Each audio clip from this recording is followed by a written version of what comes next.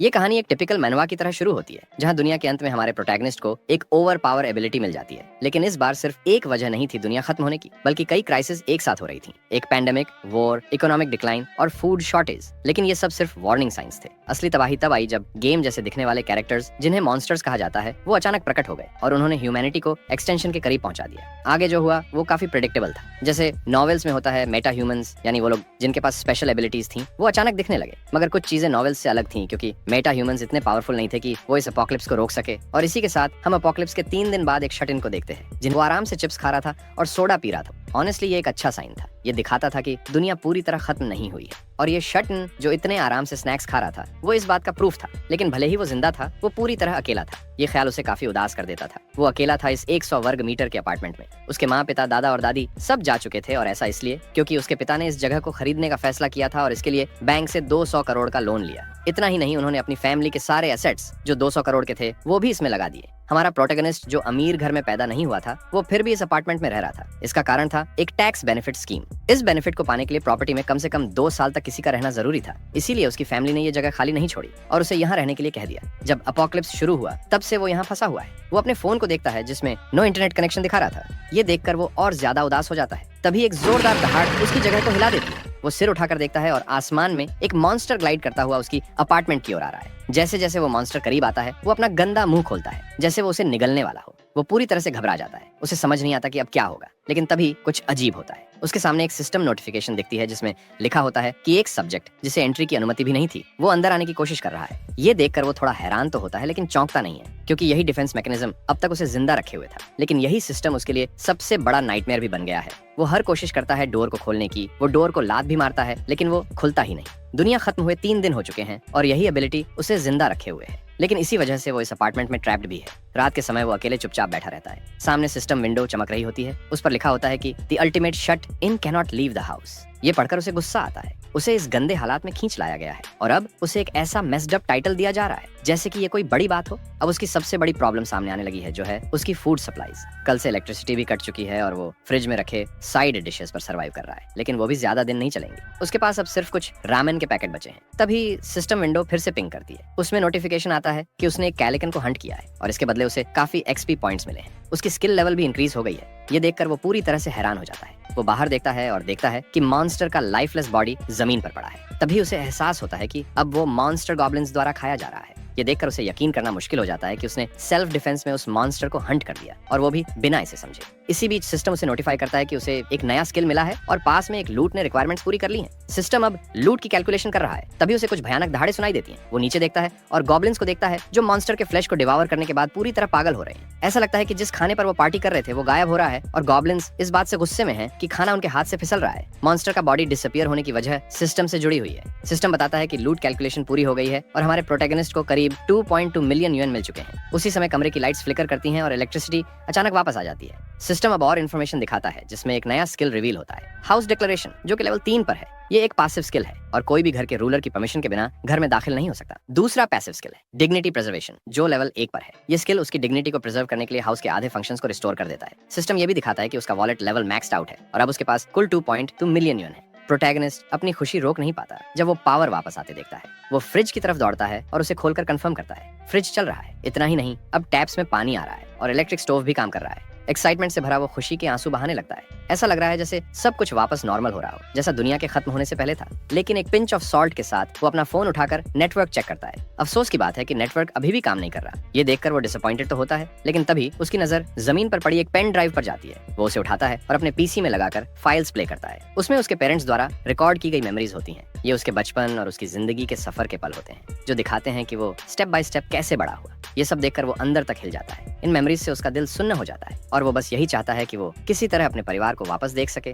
वो ये ठान लेता है कि वो किसी भी कीमत पर अपने परिवार को यहाँ लाएगा। वो खड़ा होता है और अपने अंदर रिजॉल्व को स्टील करता है, लेकिन उसके ख्यालों में खोने से पहले एक सिस्टम विंडो उसका ध्यान खींचती है। उसमें लिखा होता है कि अब वो स्टोर में लिस्टेड आइटम्स को ओरिजिनल प्राइसेस पर खरीद सकता है। ये उसके लिए कुछ नया है और वो स्टन्ड रह जाता है, क्योंकि उसने इसकी बिल्कुल उम्मीद नहीं की थी। क्यूरियस होकर वो स्टोर आइकॉन दबाता है। सिस्टम विंडो खुलती है, जिसमें उसके पैसे और आइटम्स लिस्ट करने का ऑप्शन दिखता है। सिस्टम उसके वॉलेट से लिंक लगता है, क्योंकि वो उसके पास मौजूद पैसे दिखा रहा है। वो इस सिचुएशन पर ज्यादा सोचने की बजाय बालकनी विंडो खोलता है, लेकिन जैसे ही वो बाहर कदम रखने वाला होता है, सिस्टम उसे एक वार्निंग के साथ रोक देता है। वो घर से बाहर नहीं जा सकता। ये तो उसने एक्सपेक्ट किया था, भले ही उसका स्किल लेवल थोड़ा बढ़ गया हो, लेकिन वो अभी भी ट्रैप्ड है। लेकिन एक बात साफ है, अगर वो मॉन्स्टर्स को हंट करता है तो उसका लेवल बढ़ेगा और शायद उसे नए स्किल्स अनलॉक करने को मिलेंगे। शायद उन स्किल्स में से कोई उसे बाहर जाने का रास्ता दे। लेकिन समस्या ये है कि उसकी करंट स्टेट में वो मॉन्स्टर्स को कैसे मारेगा, इसका उसे कोई आइडिया नहीं है। सिचुएशंस जैसे कैलिकन वाले बार बार होने वाली चीज नहीं है, क्योंकि ये काफी रेयर है। इसी दौरान उसके दिमाग में एक आइडिया आता है, शायद वो गॉब्लिन्स को मार सकता है। वो फ्रिज से एक पानी की बोतल उठाता है और पूरी ताकत से उसे फेंक देता है। बोतल अपार्टमेंट से बाहर उड़कर चली जाती है। ये देखकर वो मोमेंटरीली खुश हो जाता है, क्योंकि उसे पहले लगा था कि शायद वो चीजों को बाहर फेंक भी नहीं सकता। फिर वो इसे एक कदम आगे ले जाने का फैसला करता है। वो एक डंबेल उठाता है और बैल्कनी की तरफ बढ़ता है। जैसे ही वो बाहर कदम रखता है, उसे कुछ अजीब नजर आता है। गॉब्लिन्स वहां हैं, लेकिन ऐसा लग रहा है कि वो एरिया छोड़कर जा रहे हैं। उनके पास मरे हुए मॉन्स्टर के चंक्स हैं, जिन्हें वो घसीटते हुए ले जा रहे हैं। वो बेसिकली रिट्रीट कर रहे हैं। ये देखकर शट इन थोड़ा एंग्शियस हो जाता है। उसे लगता है कि उसका आखिरी मौका हाथ से निकल रहा है। बिना कुछ सोचे समझे वो जल्दी से अपना हाथ घुमाता है और डंबेल को बाहर फेंक देता है।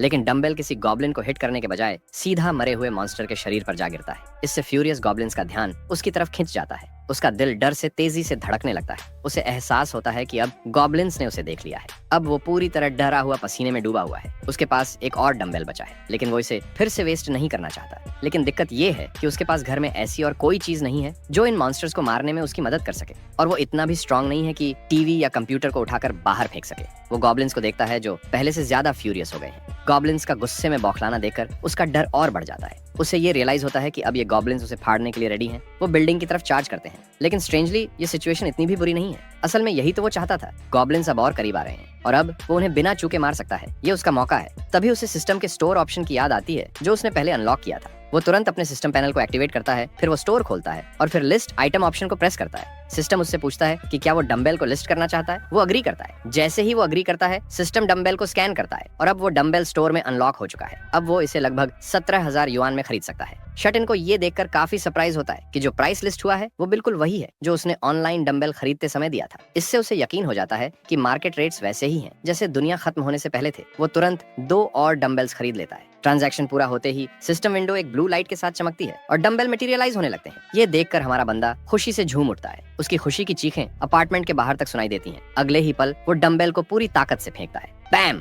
वो सीधे एक ग्रीन गॉब्लिन के सिर पर लगता है और उसे वहीं खत्म कर देता है। इससे उसे कुछ एक्सपी और करीब 3,000 युआन मिलते हैं जो तुरंत उसके वॉलेट में डिपॉजिट हो जाते हैं। ये देखकर वो थ्रिल्ड हो जाता है। नीचे गॉब्लिन्स जो अपने साथी को गिरा हुआ देख रहे थे वो पैनिक में आ जाते हैं। लेकिन इससे पहले कि वो अपने साथी को प्रॉपर्ली मोर्न कर सकें, उनकी नजर एक और डंबेल पर जाती है जो उनकी तरफ उड़ता हुआ आ रहा है। गॉब्लिन्स जल्दी जल्दी स्कैटर हो जाते हैं और खुद को बचाने की कोशिश करते हैं। दुर्भाग्य से ये डंबेल किसी को हिट नहीं करता। इस मिस शॉट से शटिन काफी अनॉयड हो जाता है, इसलिए वो और भी पैसे खर्च करता है और 3 और डंबेल्स खरीद लेता है। इस बार वो तुरंत तीनों फेंक देता है और इस बार वो एक गॉब्लिन को मार गिराने में कामयाब हो जाता है। सिस्टम तुरंत नोटिफाई करता है कि उसने एक लेवल 6 गॉब्लिन को खत्म कर दिया है। जैसा कि यूजुअल है, उसे कैश मिला। लेकिन सबसे इंपॉर्टेंट बात ये है कि उसका स्किल लेवल बढ़ गया है और उसने एक नई एबिलिटी अनलॉक कर ली है। टर्न्स आउट अब उसे एक ऑल्टरनेट डायमेंशन का एक्सेस मिल गया है जहां वो आइटम्स को स्टोर कर सकता है। एक्साइटेड होकर वो सिस्टम को कमांड देता है कि वो स्टोरेज को ओपन करे। जैसे ही सिस्टम स्टोरेज ओपन करता है, वो पूछता है क्या वो डंबेल को अंदर रखना चाहता है। बिना किसी हेजिटेशन के वो अग्री कर लेता है। डंबेल पिक्सलेट होना शुरू हो जाता है और एक सिस्टम विंडो पॉपअप होती है जो कंफर्म करती है कि उसने सक्सेसफुली एक नॉन स्लिप 3 किलो का डंबेल स्टोर कर लिया है। फिर सिस्टम पूछता है कि क्या वो स्टोरेज से कोई आइटम समन करना चाहता है। उसका चेहरा खुशी से चमक उठता है और वो जल्दी से हाँ बोलता है। डंबेल इंस्टेंटली उसके हाथ में मटेरियलाइज हो जाता है और ये देखकर वो थ्रिल्ड हो जाता है।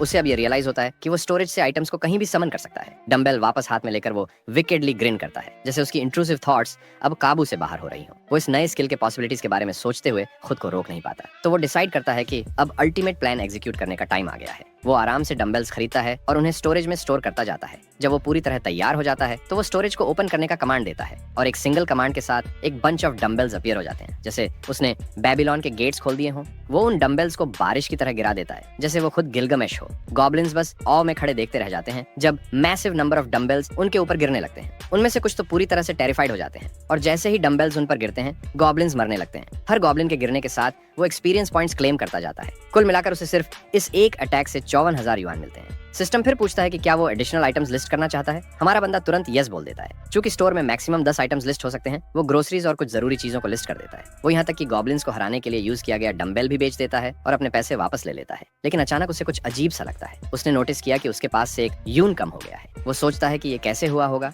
और फिर उसके दिमाग में क्लिक होता है। ये शायद इसलिए हुआ क्योंकि उसका रेफ्रिजरेटर चल रहा है और इलेक्ट्रिक, गैस और वाटर बिल्स उसके पैसे खा रहे हैं। ये न्यूज उसे थोड़ा परेशान कर देती है क्योंकि उसके पास अब घर के एक्सपेंसेस कवर करने का कोई और तरीका नहीं है। गॉब्लिन्स पर पर डंबल्स गिराने के बाद वो डरपोक भाग गए और अपना पुराना घर छोड़ गए। तब से वो सिर्फ 2 और गॉब्लिन्स को मार पाया है और उसे यकीन नहीं है कि आसपास हंट करने के लिए और कोई क्रीचर बचा है या नहीं। जब वो नीचे देखता है तो उसे सिर्फ एक मरे हुए मॉन्स्टर का सड़ा हुआ सिर दिखता है। शट-इन को पता है कि अगर उसने जल्द ही कुछ हंट नहीं किया तो उसकी हालत खराब हो जाएगी। उसे किसी भी तरह से कुछ न कुछ फिगर आउट करना ही होगा। वो आसमान की तरफ मायूस चेहरे के साथ देखता है, होपिंग कि उसे कोई फ्लाइंग मॉन्स्टर दिख जाए जिसे वो हंट कर सके। और लगता है कि उसकी किस्मत उसका साथ दे रही है, क्योंकि उसे अचानक एक विशाल मॉन्स्टर आसमान में ग्लाइड करता हुआ नजर आता है। शट-इन मोमेंटरीली शॉक्ड हो जाता है, लेकिन वो इस मौके को वेस्ट नहीं करना चाहता जो किस्मत ने उसे दिया है। वो जल्दी से हंट की तैयारी करता है। वो एक बड़ी चम्मच को एक लैडर से बांधता है और उसे बालकनी के ऊपर एक्सटेंड करता है, क्योंकि वो बाउंड्रीज के बाहर कदम नहीं रख सकता। फिर वो शाइनी स्पून को चमकाकर मॉन्स्टर का ध्यान खींचने की कोशिश करता है। जैसा एक्सपेक्टेड था, मॉन्स्टर आखिरकार बिल्डिंग से आती हुई चमक पर ध्यान देता है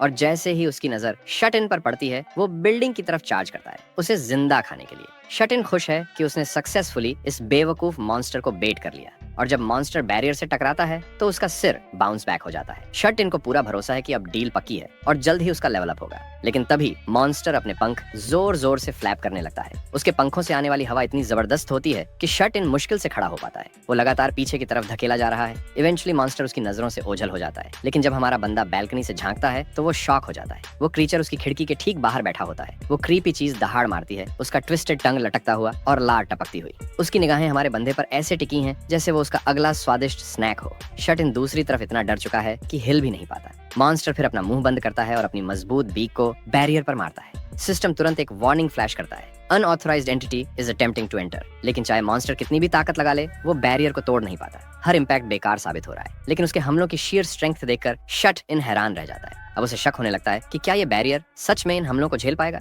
वो कोई रिस्क नहीं लेना चाहता, तो वो जल्दी से अपना स्टोर खोलता है और लिस्टेड आइटम्स चेक करता है। अब तक की उसकी ऑब्जर्वेशन के हिसाब से लूट कैलकुलेटर तभी एक्टिवेट होता है जब पास में कोई कॉर्प्स हो। शट-इन को याद आता है कि उसकी गॉब्लिन हंट्स हमेशा सक्सेसफुल नहीं रही, क्योंकि कुछ सर्वाइवर्स ने अपने मरे हुए साथियों के कॉर्प्सेस उठा लिए थे और जब वो कॉर्प्सेस डिस्टेंस लिमिट से बाहर हो गए तो लूट कैलकुलेटर एक्टिवेट नहीं हुआ। वो ये नहीं चाहता कि इस बार ऐसा कुछ हो, तो वो सोचता है कि मॉन्स्टर को एक ही शॉट में कैसे गिराया जाए। तभी उसकी नजर स्टोर में स्टैक 900 मिलीलीटर की कनोला ऑयल बॉटल्स पर पड़ती है। वो बिना वक्त गवाए जल्दी से 10 बॉटल्स खरीद लेता है। जैसे ही ट्रांजैक्शन कंप्लीट होता है, सारी बॉटल्स उसके पैरों के पास प्रकट हो जाती हैं। वो जल्दी से उन्हें उठाता है और एक पैन को स्टोव पर रखता है। वो सारी ऑयल पैन में डाल देता है और हीट चालू कर देता है। इसके बाद वो ब्रूम स्टिक लेता है और उसके चारों तरफ डिस्पोजेबल पेपर लपेटता है। वो उसे टेप से सिक्योरली बांध देता है। वो उस पेपर को ऑयल में सोक करता है और फिर स्टोर खोलकर बॉइलिंग हॉट कनोला ऑयल को लिस्ट कर देता है। सिस्टम अनाउंस करता है कि boiling hot oil successfully list हो चुका है। इसके बाद वो लाइटर उठाता है और सोक्ड पेपर को जलाने के लिए तैयार हो जाता है। पेपर जल्दी से आग पकड़ लेता है। वो विंडो के पास आता है और देखता है कि मॉन्स्टर अभी भी उसकी अपार्टमेंट की छत पर बैठा हुआ है, जो अपने शिकार का इंतजार कर रहा है। मॉन्स्टर को पता नहीं कि उसका शिकार असल में शिकारी बन चुका है और अब ये सबक वो मॉन्स्टर को बहुत कड़वे तरीके से सिखाने वाला है।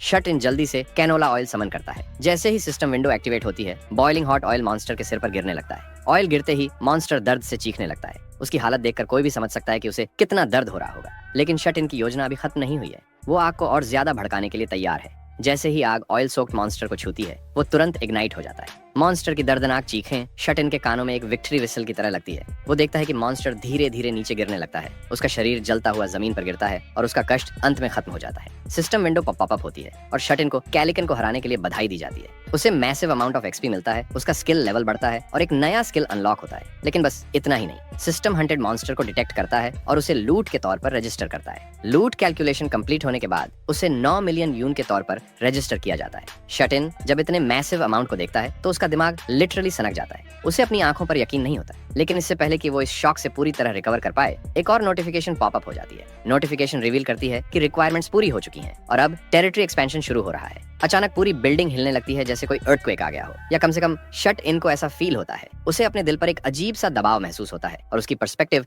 एक्सपैंड होने लगती है। ये सेंसेशन इतना इंटेंस हो जाता है कि उसका दिल दर्द करने लगता है। उसकी सेंसेस ग्रो करती रहती हैं और एक पॉइंट पर आकर वो लिटरली बिल्डिंग के बाकी अपार्टमेंट्स के अंदर देख पाता है। वो वहाँ एक सर्वाइविंग फैमिली को देखता है और ये उसे पूरी तरह हैरान कर देता है। उसे कभी नहीं लगा था कि उसके अलावा यहाँ कोई और भी रहता है। अचानक उसकी आंखों का कलर बदल जाता है और उसे नहीं पता कि उसके साथ क्या हो रहा है। किसी अजीब रीजन से वो अब लोगों को देख पा रहा है, लेकिन उसे समझ नहीं आता कि ऐसा क्यों हो रहा है। फिर अचानक वो रिकवर कर लेता है और चीजों को नॉर्मली ऑब्जर्व करना शुरू करता है। तभी सिस्टम उसे इन अनएक्सपेक्टेड नेबर्स से इंट्रोड्यूस करता है। पहला एडल्ट है चॉय ह्यूंग जून, जो लेट 30s में एक हस्बैंड है। दूसरी एडल्ट है पार्क हीवॉन, उसकी वाइफ, जो भी लेट 30s में है। इनके साथ उनकी 2 बेटियां हैं, चॉय नायोन, उनकी 6 साल की पहली बेटी, और चॉय स्योयोन, उनकी 3 साल की छोटी बेटी।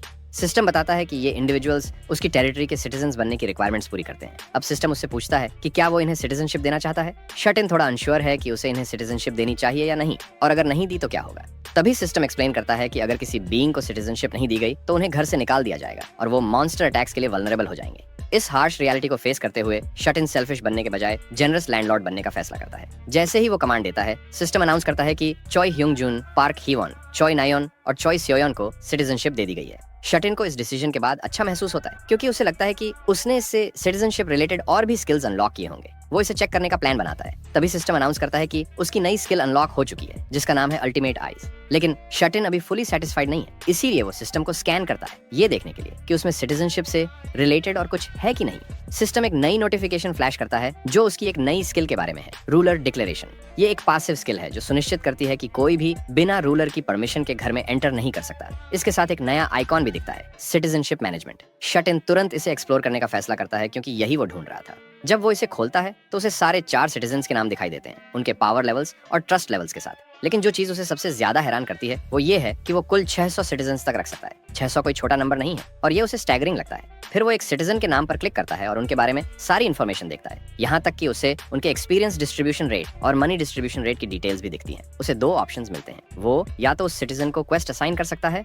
या फिर उन्हें अपनी टेरिटोरी से एक्सपेल कर सकता है। शट इन को एक्सपीरियंस और मनी डिस्ट्रीब्यूशन रेट का पूरा कंसेप्ट समझ नहीं आता, लेकिन उसे लगता है कि शायद ये इस बात को रिफर करता है कि सिटीजन्स उससे कितना एक्सपीरियंस और पैसा शेयर करते हैं, और ये फैक्ट कि वो इन रेट्स को कंट्रोल कर सकता है उसे किसी चीट कोड जैसा फील होता है। आखिरकार अब ये पूरी तरह उसी पर डिपेंड करता है कि वो कितना पैसा और एक्सपीरियंस अपने पास रखना चाहता है। शट इन को क्वेस्ट ऑप्शन दिखाई देता है और क्यूरियोसिटी में वो बटन प्रेस करता है। एक नई स्क्रीन पॉपअप होती है जो उसे क्वेस्ट को कस्टमाइज करने का ऑप्शन देती है, जैसे क्वेस्ट डिस्क्रिप्शन, डेडलाइन, रिवॉर्ड और पेनल्टी फॉर फेलियर। बिना ज्यादा सोचे वो जल्दी से चॉय ह्यूंग जून को एक सिंपल टास्क असाइन करता है, 168 घंटे के अंदर एक गॉब्लिन को मारने का। रिवॉर्ड एक छोटा सा एक्सपीरियंस अमाउंट होता है और पेनल्टी फिलहाल के लिए कुछ भी नहीं है। सिस्टम उसे क्वेस्ट कंफर्म करने का प्रॉम्प्ट देता है, लेकिन कंफर्म करने से पहले शट इन सोचता है कि पेनल्टीज को कितना एक्सट्रीम किया जा सकता है। टेस्ट करने के लिए वो पेनल्टी को चेंज करके डेथ अपॉन फेलियर कर देता है। शट इन को यह देखकर शॉक लगता है कि सिस्टम इसे बिना किसी हेजिटेशन के एक्सेप्ट कर लेता है। हालांकि वो क्वेस्ट कंफर्म नहीं करता और उस रिक्वेस्ट को कैंसिल कर देता है। शट इन इस बात से काफी ट्रबल्ड हो जाता है कि उसके पास इतनी बड़ी पावर है कि वो किसी भी सिटीजन को सिर्फ पेनल्टी के जरिए मार सकता है।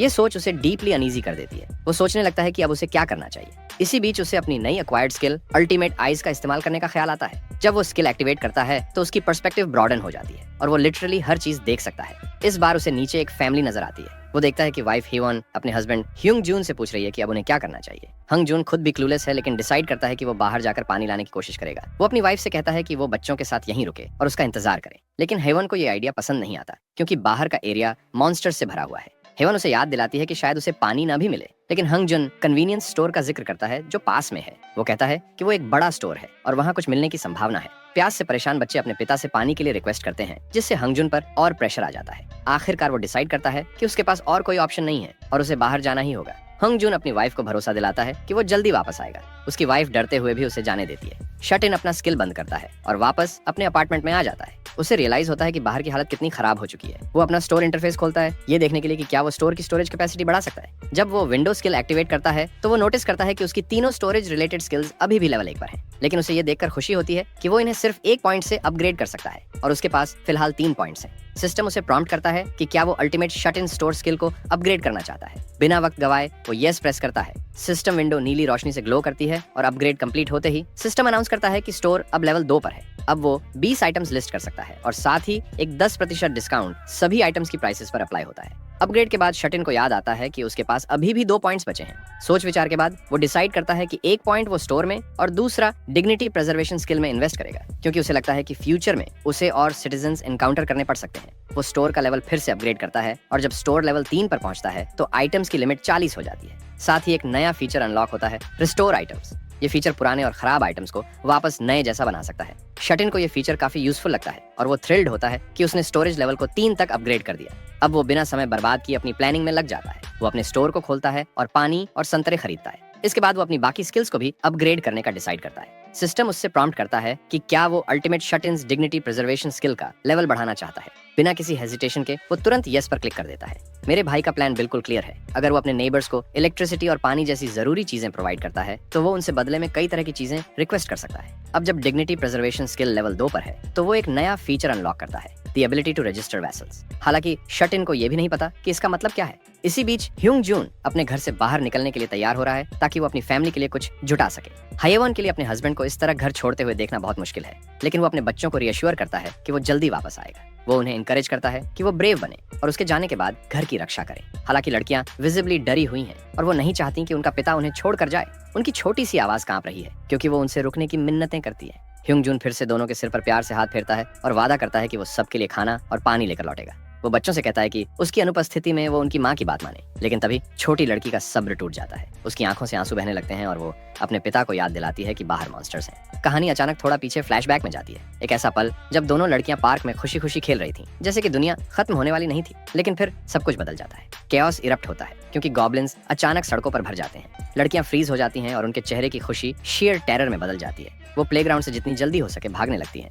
बड़ी बहन इंस्टिंक्टिवली अपनी छोटी बहन का हाथ पकड़ लेती है और उसे खींचते हुए अपनी जान बचाने के लिए दौड़ पड़ती है। लेकिन तभी उनके पिता बड़ी बेटी को पकड़ लेते हैं और माँ छोटी को। पूरी फैमिली अपनी जान बचाने के लिए भाग रही होती है। पिता जब उस टेरर फिल्ड मोमेंट को याद करते हैं तो वो बाहर कदम रखने से पहले हेजिटेट करते हैं। वो अपनी बेटियों को पीछे छोड़ना नहीं चाहते, खासकर जब ये उनकी आखिरी मुलाकात हो सकती है। लेकिन उनके पास कोई और ऑप्शन भी नहीं है। एक आदमी को अपने परिवार के लिए सब कुछ करना पड़ता है। तभी डोर नॉब हिलने लगता है जिससे सब चौंक जाते हैं। ह्यूंग जून एक गोल्फ क्लब हाथ में पकड़े कॉशियसली गेट की ओर बढ़ता है। दरवाजे पर हो रही हलचल अचानक रुक जाती है, लेकिन तभी साइलेंस टूटती है जब दूसरी तरफ से किसी इंसान की आवाज गेट खोलने के लिए कहती है। गेट के पीछे से किसी और इंसान की आवाज सुनकर ह्यूंग जून और भी डर जाता है। उसे यकीन नहीं होता कि दरवाजे के दूसरी तरफ सच में कोई इंसान हो सकता है, लेकिन ये भी संभव है कि वो कोई मॉन्स्टर हो। इसलिए वो कोई रिस्क नहीं लेना चाहता। दूसरी तरफ खड़ा लड़का बार बार आवाज लगाता है, जबकि अंदर ह्यूंग जून अपने स्टैंस में रेडी रहता है। लेकिन फिर वो आवाजें बंद हो जाती हैं और खामोशी उसे यकीन दिलाती है कि जो कोई भी वहां था वो जा चुका है। अचानक फ्रंट गेट स्विंग होकर खुल जाता है और वहां से आने वाली तेज रोशनी ह्यूंग जून को अपनी फैमिली को जल्दी से खींचकर प्रोटेक्ट करने के लिए मजबूर कर देती है। लेकिन डरने की कोई बात नहीं है। वो सिर्फ शट इन है जो एक प्लास्टिक बैग में सप्लाईज लेकर खड़ा है। ह्यूंग जून उससे उसकी आइडेंटिटी पूछता है और शट इन खुद को नेक्स्ट डोर नेबर किम जून के रूप में इंट्रोड्यूस करता है। वो एक्सप्लेन करता है कि उसके पास पानी और संतरे हैं और वो खाने पीने के बाद में उनके साथ बैठकर कुछ बात करना चाहता है। अब हमें हमारे प्रोटैगनिस्ट का असली नाम पता चल गया है, इसलिए अब से हम उसे शट इन की जगह उसके असली नाम किम जून से बुलाएंगे। ह्यूंग जून थोड़ी देर के लिए शॉक रहता है, बट जब वो सोचता है तो उसे रियलाइज होता है कि उसके फैमिली को पानी और खाना अर्जेंटली चाहिए। उसे कोई रीजन नहीं दिखता कि वो इस हेल्प को रिजेक्ट करे। उसके माइंड में एक नैगिंग फीलिंग आती है कि शायद ये लड़का उनकी स्ट्रगल में जेन्युइनली हेल्प कर सकता है। इस थॉट के साथ ह्यूंग जून हमारे बॉय जून को वार्मली वेलकम करता है। मीनवाइल छोटी गर्ल्स पूरी तरह स्केर्ड हैं। उनको नहीं पता कि ये स्ट्रेंजर कौन है और उनकी अनीज उनके फेसेस पर क्लियरली दिखाई देती है। उनकी हेजिटेशन इतनी ऑब्वियस है कि किम जून भी इस टेंशन को फील कर सकता है। उसे लगता है कि उसकी सडन एंट्री शायद उनके लिए थोड़ा ज्यादा शॉकिंग हो गई। जैसे ही वो बैठता है वो आसपास देखता है और नोटिस करता है कि ये जगह कितनी डार्क है। इट्स क्लियर कि इस फैमिली ने पर्पसली पूरे अपार्टमेंट को कर्टन से कवर किया हुआ है। उसे ये मूव काफी क्लेवर लगता है क्योंकि इससे मॉन्स्टर्स के उन्हें स्पॉट या अटैक करने के चांसेस कम हो जाते हैं। जून के दिमाग में सबसे पहले थॉट आता है कि इस रूम को थोड़ा ब्राइटन किया जाए। वो अपने थॉट्स को इस एक काम पर फोकस करता है और सडनली पूरा रूम लाइट अप हो जाता है। ह्यूंग जून लाइट्स वापस आते देख थोड़ा शॉक्ड रह जाता है। फिर किम जून एक वाटर बॉटल निकालता है और कहता है कि इससे बस अपने बच्चों को ट्रीट करो, अभी सरप्राइज होने का टाइम नहीं है। ह्यूंग जून जल्दी से वाटर बॉटल्स उठाता है और अपनी गर्ल्स को देता है। दोनों थर्स्टी गर्ल्स तुरंत पानी पीना शुरू कर देती हैं और हर सिप उन्हें ज्यादा सेटिस्फाइंग लगता है। छोटी लड़की सियोयन इतनी जल्दी पानी पीती है कि वो थोड़ा चोक हो जाती है। जब वो पानी पी लेती है तो जून उन्हें कुछ और ट्रीट करने का डिसीजन लेता है। वो एक संतरा निकालता है और सियोयन को देता है। लड़की की आईज एक्साइटमेंट से शाइन करने लगती हैं और इस जूसी फ्रूट को देखकर उसके मुंह में पानी आ जाता है। लेकिन इससे पहले कि वो इसे खा पाए उसकी माँ इसे पील करने का डिसाइड करती है। पील रिमूव करने के बाद वो अपने डॉटर को संतरा का टुकड़ा खिलाती है। जूसी स्वीटनेस जैसे ही सियोयन के माउथ में स्प्रेड होती है उसका पूरा दिमाग एक्साइटमेंट से भर जाता है। उसके चीक्स में हल्की सी टिंगलिंग सेंसेशन होती है और वो अपनी खुशी रोक नहीं पाती। उसकी माँ पूछती है क्या ये अच्छा है और सियोयन खुशी खुशी सिर हिलाकर एक सिंपल यस कहती है। बड़ी सिस्टर नयोन एक्साइटमेंट में तुरंत संतरे की डिमांड करने लगती है। जब वो एक बाइट लेती है तो उसकी रिएक्शन भी सेम होती है, प्योर जॉय और स्वीटनेस से भरी। मीनवाइल जून को सिस्टम से नोटिफिकेशंस मिलते हैं। उसे पता चलता है कि पूरे फैमिली का ट्रस्ट लेवल उसके प्रति इंक्रीज हो गया है। सियोयन का ट्रस्ट लेवल तो 50 तक पहुंच गया है, जिससे उसका लॉयल्टी स्टैट 30 के ऊपर चला गया है। सिस्टम इन्फॉर्म करता है कि चो सियोयन ने वैसल के तौर पर रजिस्टर होने के लिए सारी रिक्वायरमेंट्स फुलफिल कर ली हैं और अब वो लेवल 2 पर पहुंच चुकी है। जून थोड़ी देर के लिए सोचता है। ऑल्दो सियोयन क्वालिफाई करती है, वो अभी भी बहुत छोटी है। रेगुलर सिटीजन्स के उलट जून सिर्फ 10 वैसल्स रजिस्टर कर सकता है और वो इतने केपेबल होने चाहिए कि कम से कम चॉय ह्यूंग जून के लेवल तक ऑर्डर्स फॉलो कर सकें। छोटी लड़की का ट्रस्ट स्काई हाई है, बट उसके फादर ह्यूंग जून का ट्रस्ट अभी भी 31 पर स्टक है। जून समझता है कि ह्यूंग जून जो फैमिली का की मेंबर है उसका ट्रस्ट और बढ़ाना एसेंशियल है। अचानक ह्यूंग जून उसे बुलाता है और उसके परिवार के लिए इतनी काइंडनेस दिखाने के लिए सिंसियरली थैंक्स करता है। वो एडमिट करता है कि वो इस फेवर का बदला चुकाना चाहता है, बट फिलहाल वो श्योर नहीं है कि वो ये कैसे करे। इन रिस्पॉन्स जून सजेस्ट करता है कि वो उससे कॉरिडोर में आकर बात करें। कॉरिडोर में पहुंचने के बाद जून कैजुअली ह्यूंगजून से पूछता है, क्या आपने सिटीजनशिप हासिल कर ली है? ये सुनते ही ह्यूंगजून के सामने सडनली एक सिस्टम विंडो पॉपअप हो जाती है। वो एडमिट करता है कि ये नोटिफिकेशन उनके पूरे फैमिली के लिए करीब 30 मिनट पहले आई थी, और वो ये भी कंफर्म करता है कि उन्हें सिटीजनशिप मिल चुकी है। किम जून तुरंत पूछता है कि उस समय कुछ अनयूजुअल हुआ क्या? ह्यूंगजून तुरंत अग्री करता है और एक्सप्लेन करता है कि उस वक्त वो कुछ देर के लिए अपनी बॉडीज मूव नहीं कर पाए थे। जून ये सब सुनकर समझ जाता है कि जब लोगों को सिटीजनशिप दी जाती है तो वो टेम्पोरेरीली फ्रीज हो जाते हैं। इस मोमेंट को सीज करते हुए जून एक बार फिर ह्यूंगजून से बात करता है, इस बार एक प्रॉमिस के साथ। वो कहता है कि वो अपनी पूरी ताकत लगाएगा ताकि ह्यूंगजून को वो जिंदगी वापस मिल सके जो इस मैडनेस के पहले थी। ह्यूंगजून इस डिक्लेरेशन से पूरी तरह से हैरान हो जाता है, लेकिन इससे पहले कि वो कुछ कह सके, जून अपने वर्ड्स पर और जोर देते हुए प्रॉमिस करता है कि वो उन्हें मॉन्स्टर्स से बचाएगा और ये इंश्योर करेगा कि कोई भी क्रीचर उनके घर में कभी घुस न सके। ह्यूंगजून को इस पर पूरा भरोसा नहीं होता, सो किम जून कॉन्फिडेंटली उसे अश्योर करता है कि हाँ ये पॉसिबल है। लेकिन ह्यूंगजून को समझ आता है कि ये फ्री में नहीं होगा। वो डायरेक्टली पूछता है कि उसे इस प्रोटेक्शन के लिए क्या करना होगा। जून बिना इधर उधर की बात की क्लियर करता है कि इसमें रिस्क है और ह्यूंगजून की जान भी जा सकती है। फिर वो पूछता है कि क्या वो इसके लिए तैयार है। ह्यूंगजून हेजिटेट करता है, क्योंकि आखिर कौन अपनी जान को वैल्यू नहीं करेगा, लेकिन क्योंकि उसे अपने फैमिली को प्रोटेक्ट करना है, वो अपनी हिम्मत जुटाता है और कॉन्फिडेंटली डिक्लेयर करता है कि वो कुछ भी करने को रेडी है। वो आगे कहता है कि जून के आने से पहले भी वो अपनी जान पर खेलकर फूड और वाटर लाने जाने वाला था ताकि अपने परिवार को बचा सके। जून ये सुनकर खुश हो जाता है, क्योंकि उसे फाइनली वो मदद मिल रही है जिसकी उसे जरूरत थी। फिर जून को याद आता है कि ह्यूंगजून ने पहले एक गोल्फ क्लब पकड़ा हुआ था। वो उससे पूछता है कि ये कितने का है। ह्यूंगजून को समझ नहीं आता कि वो ये क्यों पूछ रहा है, लेकिन फिर भी वो जवाब देता है कि ये करीब 5 लाख का है, या शायद उससे थोड़ा ऊपर नीचे। हम सब जानते हैं कि किम जून ये सवाल क्यों पूछ रहा था, लेकिन प्राइस सुनकर वो थोड़ा बम्ड आउट हो जाता है। उसे अनश्योर लगता है कि वो अभी इसे अपनी शॉप में लिस्ट करे या नहीं, क्योंकि फिलहाल वो अपने पैसे बेवजह खर्च नहीं कर सकता। ह्यूंगजून उसकी रिएक्शन नोटिस करता है और पूछता है कि उसने ये टॉपिक अचानक क्यों उठाया। किम जून क्विकली इस सवाल को टाल देता है और टॉपिक शिफ्ट करते हुए उससे पूछता है कि क्या उसे वो दिन याद है जब मॉन्स्टर्स पहली बार आए थे। ह्यूंगजून कहता है, ऑफ कोर्स, मैं कैसे भूल सकता हूँ। वो कहता है कि वो दिन वीकेंड था और आज भी उसे उस दिन के बारे में सोचकर डर लगता है। किम जून इस बात को एक्नॉलेज करता है और पॉइंट आउट करता है कि जो लोग उस दिन घर पर रहे वो सर्वाइव कर गए। वो रिफ्लेक्ट करता है कि एक सिंगल गॉब्लिन ज्यादा ताकतवर नहीं होता और उनके लेवल्स एक एडल्ट मेल से कम होते हैं। असली खतरा गॉब्लिन से ये है कि वो हमेशा ग्रुप्स में आते हैं, लेकिन जब आप सोचते हैं तो मानव भी तो सेम है, उनके पास भी ग्रुप्स बनाने की ताकत है। इसीलिए जून अपनी आर्मी को ग्रो करना चाहता है। वो फिर से ह्यूंगजून से कहता है कि अब से वो दोनों और सर्वाइवर्स को ढूंढेंगे। जून का ये अट्रैक्टिव प्रपोजल कि सप्लाईज के बदले वो और सर्वाइवर्स को ढूंढने में मदद करेगा, ये चॉय ह्यूंगजून का ट्रस्ट और बढ़ा देता है। अब जून अपने काउच पर रिलैक्स कर रहा है और पैसिवली ट्रस्ट गेन कर रहा है। बच्चों का ट्रस्ट लेवल इतना हाई है कि वो वैसल्स बन सकते हैं, लेकिन उनके पेरेंट्स अभी भी थोड़े कॉशियस हैं। जून उम्मीद करता है कि अगर वो और लोगों को अपने साथ जोड़ता रहा तो वो इवेंचुअली अपने परिवार से फिर से मिल सकेगा। उसके ये सुलझे हुए थॉट्स एक लाउड श्रीक से इंटरप्ट होते हैं जो नीचे से आती है। वो जल्दी से अपनी बैल्कनी खोलता है, ये देखने के लिए कि नीचे क्या चल रहा है।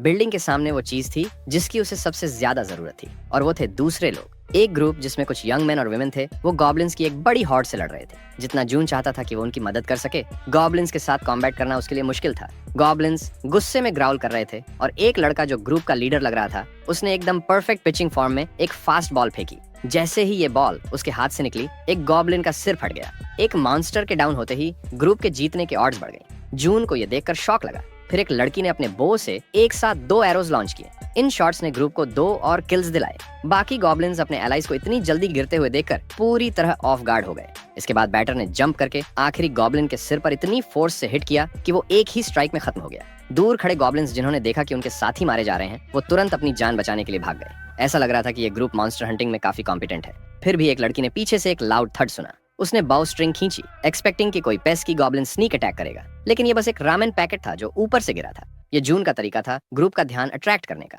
वो उन्हें अंदर बुलाने के लिए वेव करता है। वो डेस्परेट होकर अपने बिल्डिंग में आने का सिग्नल देता है। वो अपने आर्म्स इधर उधर हिला रहा था। वो एकदम गूफ जैसा लग रहा था, लेकिन उसे और कोई आइडिया नहीं आ रहा था। तभी उसका डोरबेल बजा। शायद ह्यूंगजून अपनी क्वेस्ट कंप्लीट करके वापस आ गया था। डोर के बाहर मिस्टर चॉय खड़े थे। वो नर्वस लग रहे थे और एक हैवी बॉक्स पकड़े हुए थे। जून ने उन्हें अंदर वेलकम किया, लेकिन जैसे ही ह्यूंगजून ने अंदर जाने की कोशिश की, वो एक इनविजिबल वॉल से रुक गया। जून के सिस्टम ने उसे अनक्वालिफाइड डीम किया था, जिससे पता चला कि बैरियर शायद सिटीजन्स पर भी अप्लाई होती है। केवल रजिस्टर्ड वेसल्स ही फ्रीली इस डोमेन में एंटर कर सकते हैं। इस केस को समझकर ह्यूंगजून ने बॉक्स जून को दे दिया। बॉक्स के अंदर उनके घर की हर वो चीज थी जिसे वेपन की तरह यूज किया जा सकता था। जब जून ने इसे खोला तो उसे एक डिसेंट हॉल मिला, नाइव्स और एक पूरा टूल बॉक्स जिन्हें वो अपनी शॉप में लिस्ट कर सकता था। जून ने कैजुअली अपना स्टोर ओपन किया और 5 पानी की बॉटल्स और 5 रमेन पैकेट्स खरीदे। जब ह्यूंगजून ने देखा कि जून बिना कुछ किए प्रेशियस सप्लाईज कॉन्जर कर रहा है, तो वो शॉक से लगभग गिर पड़ा। जून ने सप्लाईज बॉक्स में डाले और ह्यूंगजून को टास्क दिया कि वो फर्स्ट फ्लोर पर जाकर उन्हें मेन एंट्रेंस पर छोड़ दे। ह्यूंगजून को नीचे जाने में थोड़ा एप्रीहेंशन हुआ, क्योंकि वो जानता था कि बाहर डेंजर है, लेकिन जून ने उसे अश्योर किया कि सब ठीक होगा। जून ने गॉब्लिन्स के बिहेवियर को ऑब्जर्व करके ये पता लगाया था कि गॉब्लिन्स सिर्फ ब्रॉड डे लाइट में एक्टिव रहते हैं। सप्लाईज का पर्पस क्लियर था, वो इन चीजों का यूज बाहर के लोगों को अपने डोमेन में लाने के लिए करना चाहता था। इन टफ टाइम्स में जिसके पास खाना और पानी है वही पावर रखता है। वो ग्रुप जरूर जून को ढूंढेगा जब उन्हें पता चलेगा कि उसके पास सप्लाईज हैं। जून ने मिस्टर चॉय को सिर्फ ये इंस्ट्रक्शन दी कि वो बॉक्स नीचे छोड़ दें। अगर उसे मॉन्स्टर्स का सामना नहीं करना पड़ा तो टास्क आसान होना चाहिए। मिस्टर चॉय की रिसेप्टिवनेस देखकर जून को उसके लिए कुछ अच्छा करने का मन हुआ। उसने क्वेस्ट मेन्यू ओपन किया और वाटर और रामेन डिलीवर करने को एक ऑफिशियल क्वेस्ट के रूप में लिस्ट किया। उसने क्वेस्ट के रिवॉर्ड में थोड़ी एक्सपी भी ऐड की।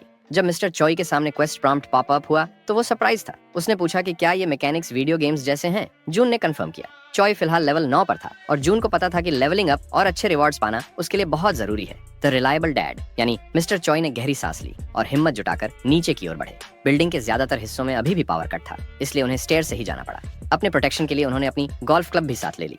20वीं मंजिल से जमीनी मंजिल तक उतरने में उनकी डेड बॉडी पर काफी असर पड़ा, लेकिन कम से कम उन्हें सिर्फ सप्लाईज को नीचे रखना था। जैसे ही वो बाहर निकले उन्होंने देखा कि एक ग्रुप की सिलुएट इकट्ठा हो रही है। उन्होंने तुरंत वर्स्ट केस सिनेरियो अस्यूम कर लिया। अपनी पैरानोया और एंजाइटी के चलते उन्हें लगा कि वो किसी वाइल्ड और डिस्गस्टिंग गॉब्लिन्स के पैक को देख रहे हैं। उनका पहला इंस्टिंक्ट था कि जितनी जल्दी हो सके वहां से भाग जाएं, लेकिन जल्दबाजी में मिस्टर चॉय का एंकल मुड़ गया और वो गिर पड़े। उनके हाथ से बॉक्स छूट गया और पानी की बॉटल्स और रेमन के पैकेट्स जमीन पर फैल गए। गिरने का दर्द तो असली था, लेकिन ग्रुप द्वारा नोटिस किए जाने का डर और भी ज्यादा डरावना था। उन्होंने अपने पैर को हिलाने की कोशिश की, प्लीडिंग की वो काम करे, क्योंकि उन्हें लगा कि ग्रुप उन्हें नोटिस कर चुका होगा। जैसे जैसे वो प्रेजेंस अपने पास महसूस कर रहे थे, उन्होंने डर के मारे अपना हाथ अपने सिर पर रख लिया, एक्सपेक्टिंग कि कोई उन पर अटैक करेगा। लेकिन तभी उन्होंने देखा कि सिलुएट में से किसी ने ह्यूमन लैंग्वेज में बात की। उन्हें थोड़ा रिलीफ और थोड़ा एम्बैरेसमेंट महसूस हुआ। वो गॉब्लिन्स नहीं थे, बस एक ग्रुप ऑफ यंग पीपल थे। उधर जून को नोटिफिकेशन मिला कि अनऑथोराइज्ड सब्जेक्ट्स उसके डोमेन में एंट्री की कोशिश कर रहे हैं। ये जानने के लिए कि क्या हो रहा है, उसने अपनी अल्टीमेट आईज एक्टिवेट की और अपनी ऑल सीइंग विजन को पूरे टेरिटरी में एक्सपैंड किया। उसे पता चला कि मिस्टर चॉय ग्रुप को बिल्डिंग के अंदर ले आए हैं। नेचुरली ग्रुप अनफेमिलियर जगह को लेकर कॉशियस था। उन्हें बस इतना पता था कि ऊपर से किसी ने रामेन पैकेट फेंका था। इसका मतलब बिल्डिंग में फूड होना चाहिए जो उनके ड्विंडलिंग सप्लाईज प्रॉब्लम को सॉल्व कर सकता है। किम जून के सिस्टम ने ग्रुप को सिटीजनशिप के लिए एलिजिबल डीम किया और उसे प्रॉम्प्ट किया कि वो उन्हें ऑफिशियल सिटीजन्स बनने का प्रस्ताव दे। चॉय फैमिली को फोर्सफुली सिटीजनशिप दी गई थी क्योंकि वो पहले ही उसकी एक्सपैंडेड एरिया ऑफ इन्फ्लुएंस में आ चुके थे, लेकिन आउटसाइडर्स को चॉइस दी जाती है। जून को लगा कि ग्रुप उसका इन्विटेशन रिजेक्ट कर सकता है। वो कॉन्टिजेंसी प्लान सोच ही रहा था कि डोरबेल बज उठा। डिजिटल मॉनिटर पर उसने देखा कि मिस्टर चॉय फिर से बाहर खड़े थे। तब जून को एक वायबल प्लान सूझा। उसने बिग ब्रो के क्वेस्ट को एडिट किया और ह्यूंग जून को नया टास्क दिया, जो था उन 6 गेस्ट्स को एक गर्म खाना खिलाने का। क्वेस्ट एडिट होते ही वो मिस्टर चॉय के सामने पॉपअप हुआ। जून ने अर्ज किया कि वो ये टास्क पूरा करें क्योंकि उसके दिमाग में कुछ प्लान था। क्वेस्ट इनऑक्यूअस दिख रहा था, इसलिए मिस्टर चॉय ने एक्सेप्ट कर लिया और ग्रुप के पास चले गए। डिसेंट मील का वादा करके उन्हें कन्विंस करना ज्यादा मुश्किल नहीं था। प्लान के अनुसार जून ने उन सभी को अपने फ्लोर पर एक्सेस दे दी। इसी तरह उसके सिटीजन्स की संख्या 10 तक बढ़ गई। पॉपुलेशन इंक्रीज होने के साथ उसे सिटीजन्स के द्वारा कमाई ईपी और मनी में 10% का इजाफा हुआ। ये अनपैक्स्ड बफ्स उसे मॉन्स्टर हंट्स में बहुत काम आने वाले थे। सिटीजन मैनेजमेंट टैब में उसने सभी के नेम्स, लेवल्स और ट्रस्ट पॉइंट्स देखे। लीड में था हादोंगजियन जो लेवल 23 पर था और उसके पास 19 ट्रस्ट पॉइंट्स थे। कंग देओक्सु, किम गयुंग, यू हेरिम, किम गियोन और मून बेंगहो लेवल्स 10 से 17 के बीच थे और उनके ट्रस्ट पॉइंट्स भी वेरी कर रहे थे। हादोंगजियन का लेवल 23 उसे हाल ही में मारे गए कैलिकन के स्ट्रेंथ लेवल के बराबर बना देता है। क्यूरियस होकर जून ने हादोंगजियन को अलग से चेक किया और उसकी अवेकेंड एबिलिटी देखी जिसका नाम था बेसबॉल थ्रो। ये एक डी रैंक स्किल है जो स्टेमिना कंज्यूम करके फेंकी गई गेंद की पावर को 3 गुना बढ़ा देती है। असल में अगर कोई स्किल्ड व्यक्ति बेसबॉल फेंके तो ये एक लेथल वेपन बन सकती है, और अगर स्किल उसकी पावर को 3 गुना बढ़ा दे तो ये एक बहुत ही खतरनाक हथियार बन जाता है। ये स्किल मॉन्स्टर्स को मारने के लिए एकदम परफेक्ट है। जहां तक हादोंगजियन की ट्रस्ट की बात है, इसे धीरे धीरे बढ़ाया जा सकता है अलग अलग तरीकों से। फिलहाल जून ने इन सब लोगों के एक्सपी डिस्ट्रीब्यूशन लेवल को 10% पे सेट कर दिया है। अब उसे बस इन लोगों को कुछ मॉन्स्टर हंटिंग क्वेस्ट्स देने हैं और वो आराम से बैठकर पैसिवली एक्सपी और कैश कमा सकता है। जून को ऐसा लग रहा था जैसे वो कोई ऑटो हंटिंग गेम खेल रहा हो, लेकिन उसे अब भी इन लोगों को अच्छे से जानना होगा ताकि वो पता कर सके कि ये उसके लिए सही है या नहीं। आखिरकार ये लोग उसके परिवार से रियूनियन का रास्ता बना सकते हैं। अचानक हादोंगजियन का ट्रस्ट लेवल बढ़ गया, और वो भी बिना जून के कुछ किए। सिर्फ वही नहीं बल्कि किम गियोन और यू हियरिम के ट्रस्ट लेवल्स भी ऊपर गए। मिस्टर चॉय ने ग्रेशियस होस्ट की भूमिका निभाई और ग्रुप को अपने घर में वेलकम किया। मिसेस चॉय दौड़ते हुए आई, थोड़ी परेशान कि अचानक घर में इतने सारे अजनबी कैसे आ गए। उनके पति ने वादा किया कि वो बाद में सब एक्सप्लेन करेंगे। अभी के लिए सबको एक डिसेंट मील की जरूरत थी। बिना किसी प्रिपरेशन के कुछ बनाना थोड़ा मुश्किल था, लेकिन जून के प्लान को सफल बनाने के लिए उन्हें मिसेस चॉय के कुकिंग स्किल्स की जरूरत थी। उन्होंने थोड़ा सोचा और रिक्वेस्ट को एक्सेप्ट कर लिया। ये ग्रुप, खासतौर पर हादोंगजियन जो स्क्वाड का लीडर था, अच्छे मैनर्स दिखा रहा था। उसने मिस्टर चॉय से जून के बारे में और जानकारी मांगी। मिस्टर चॉय ने बताया कि वो खुद जून के बारे में ज्यादा नहीं जानते, बस उन्हें इतना पता है कि वो काफी इंट्रीगिंग व्यक्ति हैं जिसमें अपोकलिप्स के पहले वाली लिविंग कंडीशंस को रिस्टोर करने की एबिलिटी है, लेकिन सिर्फ सिलेक्टेड एरियाज में। यह सुनकर डोंगजन का असेसमेंट कंफर्म हो गया कि इन रिसोर्सेज के पीछे कोई मेटा ह्यूमन है। उसे लगा कि जून की एबिलिटी बेहद पावरफुल और रेयर है। थैंकफुली डोंगजन इतना समझदार था कि उसने कोई गलत आइडिया नहीं लिया। उसने सोचा कि इतने पावरफुल इंसान को इम्प्रेस करना ही सही कदम होगा। आखिरकार अगर उनके पास कोई ऐसा हो जो इलेक्ट्रिसिटी, फूड और वाटर प्रोवाइड कर सके तो वो इस वर्ल्ड में एक गेम चेंजर होगा। क्योंकि खाना बनने में समय लगने वाला था, मिस्टर चॉय ने पूछा कि क्या ग्रुप नहाना चाहता है। ये सुनते ही लड़कियों की खुशी का ठिकाना नहीं रहा। इतने दिनों की गंदगी को धो पाना उनके लिए किसी स्वर्गिक अनुभव जैसा था। और जब मिस्टर चॉय ने यह भी बताया कि उनके पास गर्म पानी अवेलेबल है तो उत्साह और बढ़ गया। चॉय हाउस होल्ड में लिविंग रूम और मास्टर बेडरूम दोनों में बाथरूम्स थे, इसलिए लड़कियां पहले नहा सकती थीं। उन्होंने मिस्टर चॉय को ऐसे देखा जैसे वो कोई मसीहा हो। हालांकि लड़के अभी भी थोड़ा एप्रीहेंसिव थे। डोंगजन को लग रहा था कि यह एनिग्मेटिक जून किसी ऐसे मेटा ह्यूमन के जैसा है जिसकी एबिलिटी उससे कहीं ज्यादा पावरफुल है। जब ग्रुप में से एक ने सुझाव दिया कि उन्हें जून को हराने के लिए उससे लड़ना चाहिए तो डोंगजन ने उसे डांटते हुए चुप करवा दिया। उसने कहा कि उन्हें अपने बेनिफैक्टर को इम्प्रेस करना चाहिए, न कि कोई बेवकूफी करनी चाहिए। उसने अपने जूनियर से लिटरली हाथ जोड़कर कहा कि चुप बैठो, कुछ स्टूपिड मत करना। किसी भी हालत में ग्रुप का गोल यही था कि जितना हो सके वो उतना फूड और सप्लाई सिक्योर करें और इसे बिना किसी फंस के हासिल करना ही उनका सबसे अच्छा मौका था। तो डोंजियन ने अपनी ग्रुप को समझाया कि उन्हें पोलाइट रहना है और हमेशा माहौल को समझना चाहिए। खुशकिस्मती से उनकी टीम का सबसे बोन हेडेड मेंबर भी डोंगजियन के ऑर्डर्स को रिस्पेक्ट करता है। लेकिन ग्रुप में से एक यू हेरम विजिबली अनकंफर्टेबल दिख रहा था। हालांकि इसकी वजह साफ नहीं थी। एक अच्छे लीडर की तरह डोंगजियन यू के पास गया और उससे माफी मांगी कि वो उसे ऐसी सिचुएशन में खींच लाया। डोंगजियन को गिल्ट हो रहा था कि उसने सबको अपोकलिप्स के बीच अपने घर पर इनवाइट किया था। यू ने इस बात को टालने की कोशिश की, लेकिन उसका एंग्शियस लुक साफ झलक रहा था। डोंगजियन ने वादा किया कि जैसे ही वो सब सप्लाई सिक्योर कर लेंगे वो साथ में यू की दादी के घर जाएंगे। यू ने डोंगजियन के इस कंसिडरेशन के लिए धन्यवाद दिया, लेकिन उसके दिल में वो जानता था कि अब बहुत देर हो चुकी है। इस श्रापित अपोकलिप्स के तीसरे दिन ये संभावना कि एक फ्रेल बुजुर्ग महिला जो अकेले घर पर है अब भी जिंदा हो, ये लगभग ना के बराबर है। हालांकि डोंगजियन ऑप्टिमिस्टिक था कि अगर सब एक साथ मिलकर मेहनत करें तो वो वहां पहुंच सकते हैं। अचानक उनकी बातचीत एक दरवाजे की आवाज से रुक गई। इस आदमी की ऑरा इलेक्ट्रिक थी। दरवाजा धीरे धीरे खुला और उनकी सारी नजरें एंट्रेंस पर टिक गई। डोंगजियन को ऐसा लगा जैसे वो किसी फियरसम प्रेडेटर द्वारा स्टॉक किए जा रहे हों। उसने इंस्टिंक्टिवली अपनी बॉल पकड़ ली। वो किसी भी समय उसे फेंकने के लिए तैयार था, लेकिन वो कोई दुश्मन नहीं था। दरअसल वो सिर्फ जून था जो दोनों हाथों में प्लास्टिक बैग्स लिए अंदर आ रहा था। उसने ग्रुप की बातचीत सुन ली थी और उसने उनकी परेशानी में मदद का ऑफर किया। सबको एक अजीब मिक्सचर ऑफ डर और भरोसा महसूस हुआ। ये न्यूकमर शायद उन्हें इस अपोकलिप्टिक डिस्पेयर से बाहर निकालने में मदद कर सके।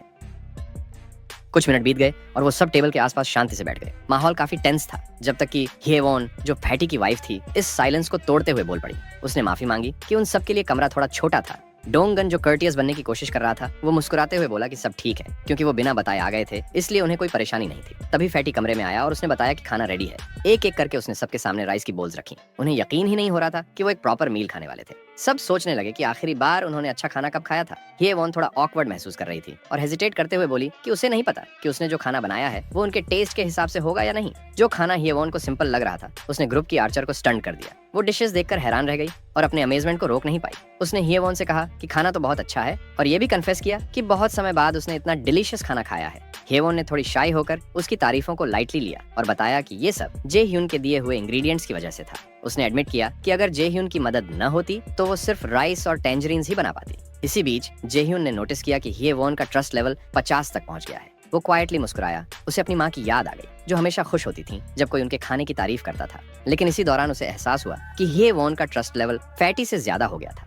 बाद में सबने खाना शुरू किया और उन्होंने हेवॉन को उसके स्वादिष्ट खाने के लिए थैंक्स कहा। हेवॉन और फैटी देख रहे थे कि उनके गेस्ट्स कितनी ईगरनेस से खाना खा रहे थे, जैसे कि उन्हें सदियों से अच्छा खाना नहीं मिला हो। आर्चर एग रोल की तारीफ करते नहीं थक रही थी, जबकि एक और लड़की हेवॉन से बोली कि एग रोल बनाने का स्टाइल जापानीज तरीके की तरह लग रहा है। हेवॉन ने मुस्कुराते हुए हामी भरी और उसे खाने के लिए एनकरेज किया। तभी हेवॉन की सबसे छोटी बेटी ने उसे बुलाया, जिससे उसका ध्यान भटका। छोटी बच्ची भी एग रोल्स खाना चाहती थी, लेकिन हेवॉन ने जेंटली समझाया कि वो गेस्ट्स के जाने के बाद उसके लिए और बनाएगी। ये सुनकर बच्ची थोड़ी उदास हो गई। ये देखकर आर्चर ने हेवॉन की बेटी से पूछा कि क्या वो उसके साथ एग रोल्स शेयर करना चाहेगी। बच्ची की आंखें एक्साइटमेंट से चमक उठी और उसने खुशी खुशी हामी भरी। वो तुरंत दौड़कर आर्चर की गोद में चढ़ गई। उसकी खुशी चेहरे से झलक रही थी। आर्चर ने उसे प्यार से देखा और सॉफ्टली कहा कि मुंह खोलो। फिर उसने उसे एक टुकड़ा खिलाया। बच्ची ने खुशी से चमकती मुस्कान दी, जिससे माहौल और वार्म लगने लगा। तभी जे ह्यून ने फैटी और हेवॉन को इनवाइट किया कि वो भी उनके साथ बैठकर खाएं, क्योंकि खाना सबके लिए काफी था। दोनों ने पहले थोड़ा हेजिटेशन दिखाया, लेकिन फिर मुस्कुराते हुए सहमत हो गए और सभी के साथ खाना शेयर करने लगे। जैसे जैसे खाना पीना चलता रहा, कमरा हंसी मजाक और चीयरफुल बातचीत से भर गया। जे ह्यून ने एक शांत पल लिया और इस वार्म सीन को देखा। इतनी लाइवली एटमॉस्फेयर देखकर उसे एहसास हुआ कि उसे ऐसा महसूस किए हुए कितना लंबा समय हो गया था। उसके ख्याल अपनी माँ की यादों की तरफ चले गए, जो हमेशा इतनी केयर दिखाती थी। उसके चेहरे पर हल्की मुस्कान आ गई और उसने साइलेंटली उम्मीद की कि उसका परिवार सुरक्षित और खुश हो। समय बीतता गया और देखते ही देखते खाना खत्म हो गया। वहाँ बस खाली प्लेटें बची। हेवॉन की छोटी बेटी, जो अब थोड़ी थक चुकी थी, वो बोली कि उसे रेस्ट करना है। हेवॉन ने उसे जेंटली उठाया और अपनी बड़ी बेटी से कहा कि वो उसे कमरे में सुलाने में मदद करे। फिर वो टेबल छोड़कर चली गई। कुछ देर बाद जेह्यून ने सोचा कि अब सही समय है काम पर वापस लौटने का। उसने सबकी तरफ देखा और बोला कि उन्हें अपनी पिछली बातचीत को जारी रखना चाहिए। उसने पूछा कि अगर दादी का घर इतना पास था तो वो वहाँ क्यों नहीं पहुँच पाए। डोंगन, जिसका एक्सप्रेशन सीरियस था, उसने बोला कि ये सब गॉब्लिन्स की वजह से था। जेह्यून ने आईब्रो उठाया। उसे शक हुआ कि सच में गॉब्लिन्स की वजह से ऐसा हुआ। उसने अपनी पहली एनकाउंटर को याद किया और सोचा कि क्या वो सच में इतनी बड़ी परेशानी खड़ी कर सकते थे। डोंगन ने सिर हिलाकर कंफर्म किया कि ये सच था। उसने एक्सप्लेन किया कि गॉब्लिन्स ने एक अंडरग्राउंड पार्किंग लॉट को ढूंढ लिया था और उसे अपना बेस बना लिया था। जेह्यून की क्यूरियोसिटी और बढ़ गई। उसने पूछा कि क्या उन्हें अंदाजा है कि वहाँ कितने गॉब्लिन्स हैं। डोंगन ने एक गंभीर एक्सप्रेशन के साथ जवाब दिया कि अंडरग्राउंड एरिया में कई हजार गॉब्लिन्स मौजूद हैं। जेह्यून थोड़ी देर के लिए रुका और केयरफुली सोचने लगा। उसे एहसास हुआ कि उसकी एबिलिटीज सिर्फ ग्राउंड लेवल से लेकर लेवल 30 तक ही इफेक्टिव थी, यानी वो अंडरग्राउंड पार्किंग लॉट में ज्यादा यूजफुल नहीं होंगी। अचानक सब कुछ उसे क्लियर लगने लगा। यही तरीका था जिससे गॉब्लिन्स ने इस एरिया में इन्फिल्ट्रेशन की थी। डोंगन ने अपनी एक्सप्लेनेशन जारी रखी। उसने बताया कि अंडरग्राउंड पार्किंग लॉट सीधा उस अपार्टमेंट बिल्डिंग के एंट्रेंस से जुड़ा था जहां उन्हें पहुंचना था। गॉब्लिन ने उसे अपना स्ट्रैंग होल्ड बना लिया था और वो रेयरली बाहर निकलते थे। जेह्यून को पास वाली साइड रोड्स याद आई और उसने डोंगन से उनके बारे में पूछा। उसे याद था कि कुछ ऑल्टरनेटिव पाथ्स थे जो वो ले सकते थे। डोंगन ने सिर हिलाया और एडमिट किया कि उनका इनिशियल प्लान साइड रोड्स का यूज करके भागने का था, लेकिन वहां उन्हें गॉब्लिन्स से भी खतरनाक चीज मिली थी। ये सुनकर जेह्यून और ज्यादा क्यूरियस हो गया। उसने डोंगन से पूछा कि गॉब्लिन्स की आर्मी से ज्यादा डेंजरस क्या हो सकता है। डोंगन ने बताया कि उसने एक मैसिव शैडो देखी थी जो एक भालू जैसी लग रही थी। उसने समझाया कि वो लोग अपार्टमेंट बिल्डिंग से निकलने में सफल हो पाए क्योंकि वो भालू गॉब्लिन्स से लड़ रहा था, जिससे उन्हें भागने का एक छोटा सा मौका मिल गया। जेह्यून ने सोचा कि ऐसे बड़े क्रीचर से डील कैसे किया जाए और उसने डोंगन से उस क्रीचर से रिलेटेड और डिटेल्स मांगी। डोंगन ने कन्फेस किया कि वो पूरी तरह श्योर नहीं था कि वो सच में भालू था क्योंकि अंधेरे की वजह से उन्हें कुछ साफ नहीं दिखा। जेह्यून ने डिसाइसिवली कहा कि सूनर और लेटर उन्हें गॉब्लिन्स और उस शैडोवी फिगर दोनों का सामना करना ही होगा। डोंगन सहमत हुआ लेकिन नीचे देखने लगा, ये मानते हुए कि उनके ग्रुप की कुछ लिमिटेशंस थीं और वो दोनों थ्रेट्स को एक साथ हैंडल करने के लिए रेडी नहीं थे। जेह्यून को यह सुनकर क्यूरियोसिटी हुई और उसने पूछा कि उनकी लिमिटेशंस क्या हैं। इस पर आर्चर ने आगे बढ़कर बताया कि वो और डोंगन दोनों कॉम्बैट में एरोज और बेसबॉल्स जैसे आइटम्स पर रिलाई करते हैं, लेकिन उनकी सप्लाई अब ऑलमोस्ट खत्म हो रही थी और उसे आसानी से रिप्लेनिश करना मुश्किल था। इन चैलेंजेस के बावजूद डोंगन कंपोज रहा और उसने सजेस्ट किया कि वो इसका कोई सोल्यूशन निकाल सकता है, मगर उसने उनके करंट वेपन्स यानी एरो और बेसबॉल को एक बार देखने के लिए कहा। बिना किसी हेजिटेशन के आर्चर ने अपना इक्विपमेंट उसे दे दिया। फिर सिस्टम ने जेह्यून को प्रॉम्प्ट किया, पूछते हुए कि क्या वो इन नए आइटम्स को लिस्ट करना चाहता है। जेह्यून ने कंफर्म किया और सिस्टम ने उन्हें स्कैन करना शुरू किया। कुछ ही पलों में सिस्टम ने इन आइटम्स को रेप्लिकेट करने की कॉस्ट डिस्प्ले कर दी। जब सिस्टम ने पूछा कि क्या वो इसे कंफर्म करना चाहता है तो जेह्यून ने सहमति दे दी। जेह्यून ने टेबल के चारों ओर देखा और पूछा कि क्या सब लोग आर्चर के वेपन का इस्तेमाल कर सकते हैं। ग्रुप ने साइलेंटली सिर हिला दिया, ये समझते हुए कि अभी सिर्फ एक ही बो अवेलेबल था।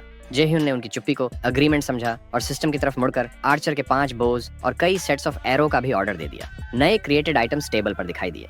फिर जेह्यून ने ग्रुप को एनकरेज किया कि जो लोग अभी भी वेपन्स यूज करने में कॉन्फिडेंट नहीं हैं, उन्हें अब वेपन्स चलाना सीखना चाहिए। उसने फर्मली कहा, ये अब से तुम्हारे प्राइमरी वेपन्स होंगे। जैसे ही आइटम्स मटेरियलाइज हुए, सिस्टम ने जेह्यून को नोटिफाई किया कि डोंगन के ग्रुप के कुछ मेंबर्स का ट्रस्ट लेवल बढ़ गया है। इस बीच मून की नजर वेपन्स पर टिक गई।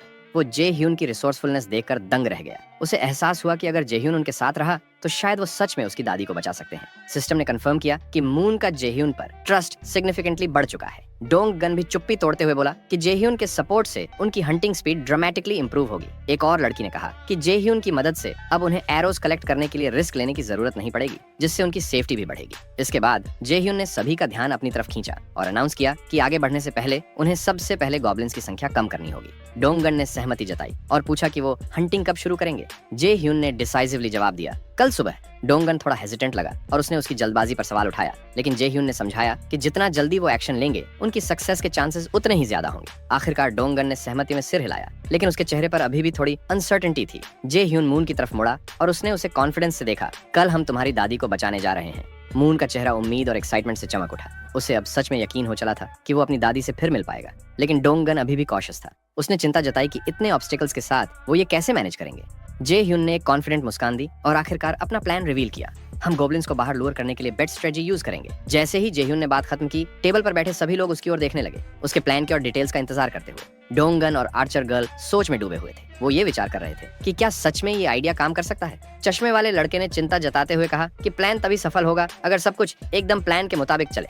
जब वे इस पर चर्चा कर रहे थे तभी सिस्टम ने जे ह्यून को नोटिफाई किया कि फैटी को जो मिशन असाइन किया गया था वह पूरा हो चुका है। इसके साथ ही 30,000 एक गोल्ड का इनाम भी दिया गया। जे ह्यून हैरान रह गया। उसे अंदाजा भी नहीं था कि हर मिशन के पूरा होने पर पेमेंट मिलती है। यकीन करने के लिए उसने दोबारा नोटिफिकेशन पढ़ा और ये सच था। जल्दी ही उसे समझ आया कि पैसे का इस्तेमाल कर वह अपने नागरिकों को मिशन असाइन कर सकता है जिससे वे लेवल अप कर सकते हैं। मतलब जितने ज्यादा पैसे होंगे उतनी ज्यादा पावर हासिल की जा सकती थी। अपनी आंखें बंद करते हुए उसने सोचा कि ये लॉन्ग टर्म के लिए स्ट्रॉन्ग स्ट्रेटेजी थी, लेकिन फिलहाल वह इस पर पूरी तरह निर्भर नहीं रहना चाहता था। सिस्टम ने उसे एक और नोटिफिकेशन दिया। ह्योंग जून का ट्रस्ट लेवल बढ़कर 50 पॉइंट्स हो चुका था, जिससे एक नया स्टेटस लॉयल्टी अनलॉक हो गया। 30 पॉइंट्स से ज्यादा लॉयल्टी होने के कारण फैटी अब सिर्फ एक रेजिडेंट नहीं बल्कि वासल बन चुका था। सिस्टम ने ह्योंग जून के अपडेटेड स्टैट्स और एट्रीब्यूट्स दिखाए।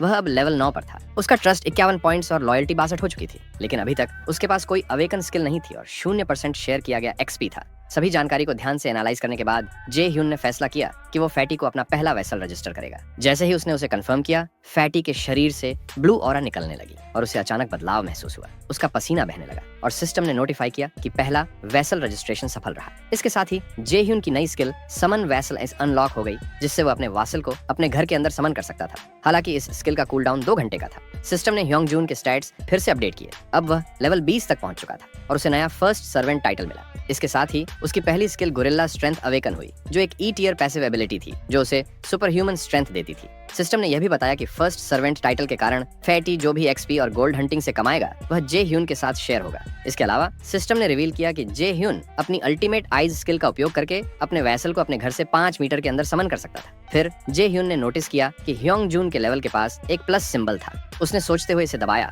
और पता चला कि यह वैसल का लेवल बढ़ाने का फीचर था, लेकिन इसमें 1 करोड़ सोना लग जाएगा। इतनी भारी कीमत देखकर जे ह्यून चौंक गया और कहा कि यह सिर्फ एक वैसल स्किल के लिए बहुत ज्यादा महंगा है। उसके चेहरे के भाव देखकर टेबल पर बैठी औरत ने पूछा कि क्या हुआ। जे ह्यून ने बात टालते हुए कहा कि कुछ नहीं, और उसने अपना ध्यान ह्योंग जून यानी फैटी की तरफ किया। फोकस ह्योंग जून पर चला गया, जिसने कहा कि उसका शरीर ताकत से भरपूर महसूस हो रहा है। उसकी नसें उभर आई थीं। उसने पूछा कि क्या ये बदलाव जे ह्यून की वजह से हुए हैं। जे ह्यून ने सिर हिलाकर कंफर्म किया। ह्योंग जून ने अपने हाथों को देखकर कहा कि ऐसा लग रहा है जैसे उसका शरीर 10 साल जवान हो गया हो।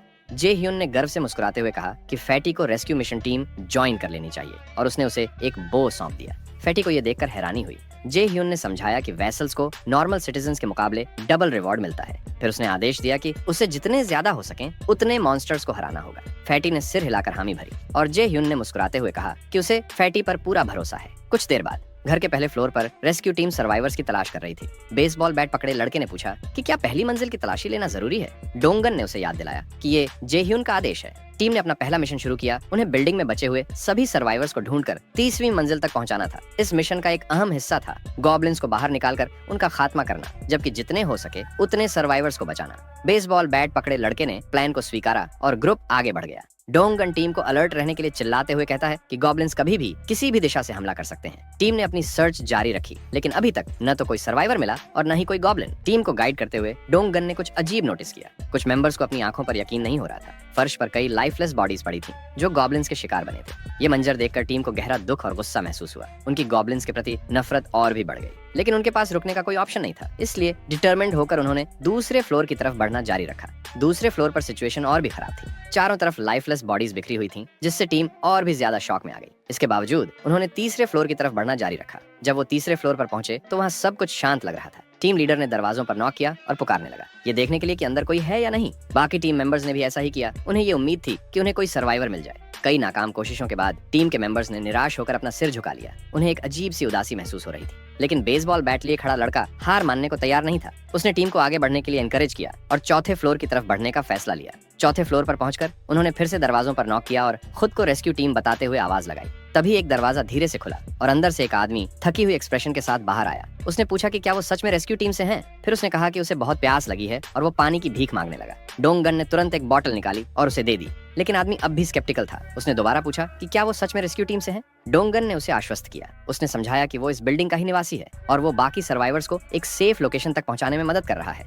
आदमी ये सुनकर थोड़ा सरप्राइज्ड हुआ। उसने दरवाजा थोड़ी देर के लिए बंद किया, लेकिन फिर उसने दरवाजा खोला और 2 और लोगों को अंदर से बाहर आने दिया। उसने खुद को होंग योंग सू के नाम से इंट्रोड्यूस किया और कहा कि वो उसकी टीम पर भरोसा करेगा। डोंगन ने भी अपना नाम बताया और कहा कि वो भी उनसे कोऑपरेशन ही चाहता है। फिर डोंगन ने टीम की लड़कियों को होंग योंग सू और उसके साथियों को 30वें फ्लोर तक एस्कॉर्ट करने का इंस्ट्रक्शन दिया ताकि वो वहां सेफ रह सकें। होंग योंग सू थोड़ा हिचकिचाया। उसने 30वें फ्लोर की सेफ्टी को लेकर सवाल किया और जाने से मना कर दिया, लेकिन तभी उसका बेटा बोला कि वो काफी समय से रेस्क्यू का इंतजार कर रहा था और शायद ऊपर कोई हेलीकॉप्टर भी उनका इंतजार कर रहा हो। लड़की ने तुरंत क्लैरिफाई किया कि वहाँ हेलीकॉप्टर नहीं है, लेकिन वहाँ गर्म खाना मिलेगा और नहाने का भी मौका मिलेगा। ये सुनकर होंगजुन की बेटी बहुत एक्साइटेड हो गई। उसने सोचा कि क्या सच में उन्हें इस एपोक्लिप्स के बीच भी नहाने को मिलेगा। लड़की हंसकर बोली कि हाँ, और वो भी गर्म पानी से। बेटी ने तुरंत अपने पिता की ओर देखा और उनसे रिक्वेस्ट की कि अब और देर न करें और उनके साथ चलें। आखिरकार आदमी अपने बच्चों की बात मान गए। कुछ देर बाद सिस्टम ने जे ह्यून को नोटिफाई किया कि कुल सिटीजन्स की संख्या 40 हो गई है। इसके साथ ही उनकी एक्सपी और गोल्ड 90% तक बढ़ चुके थे। कुछ समय बाद दिखाया गया कि मिशन सक्सेसफुल था और उन्होंने कई लोगों को बचा लिया।